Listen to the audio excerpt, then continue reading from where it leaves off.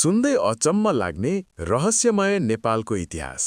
आज हामी जुन देशलाई नेपाल भन्छौं, यो केवल नक्सामा कोरिएको सीमित भूभाग होइन। यो हजारौं वर्षको चेतना हो। ज्ञानबाट सुरु भएको, श्रमले बसेको र सङ्घर्षले जोगिएको राष्ट्र।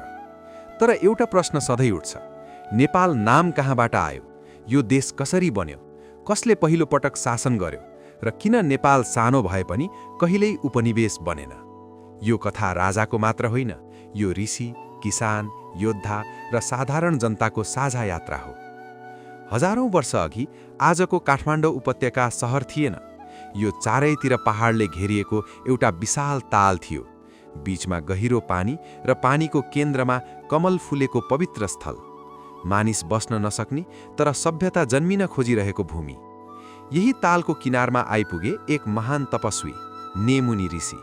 उनी केवल ऋषि मात्र थिएनन्, प्रकृतिको भाषा बुझ्ने दूरदर्शी ज्ञानी थिए। उनले ताललाई ध्यानपूर्वक हेरे र महसुस गरे, यदि यहाँको पानी हट्यो भने मानव सभ्यता फस्ताउन सक्छ।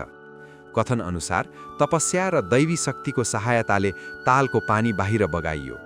जहाँ हिजोसम्म गहिरो पानी थियो, त्यहाँ उर्वर माटो देखा पर्यो र काठमाडौँ उपत्यकाले पहिलो पटक मानव सास फेर्ने सम्भावना पायो।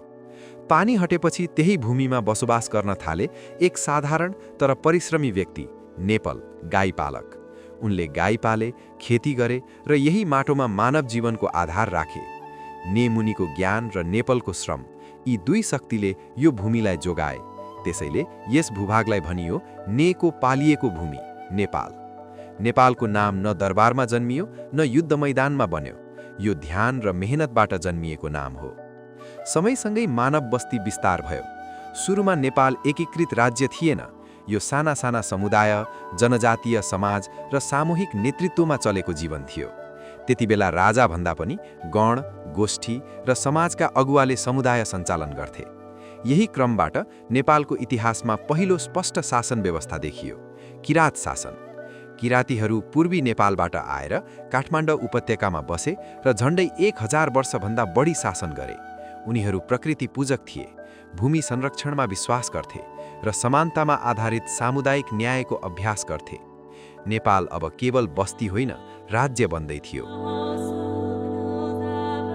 किरातपछि नेपाल प्रवेश गर्यो लिच्छवी कालमा। यही समयमा पहिलो पटक लिखित अभिलेख भेटिन्छ।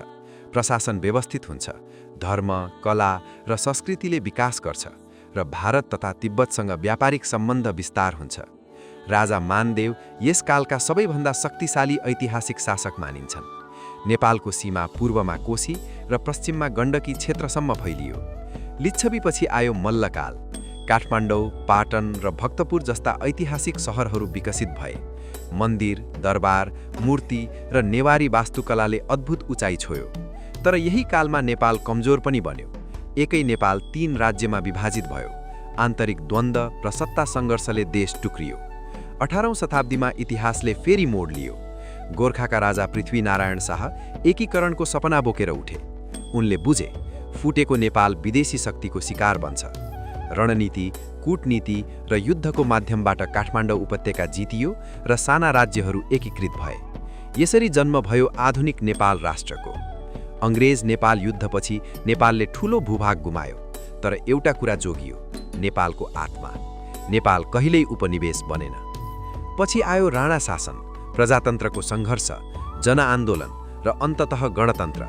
आज नेपाल सङ्घीय लोकतान्त्रिक गणतन्त्र हो। नेपाल राजाले मात्रै बनाएको देश होइन, यो ऋषिको ध्यान हो, किसानको पसिना हो, योद्धाको बलिदान हो र जनताको सङ्घर्ष हो। नेपाल नाम मात्र होइन, यो हजारौं वर्षको यात्रा हो। यही हो नेपाल, ऋषिबाट राष्ट्रसम्म।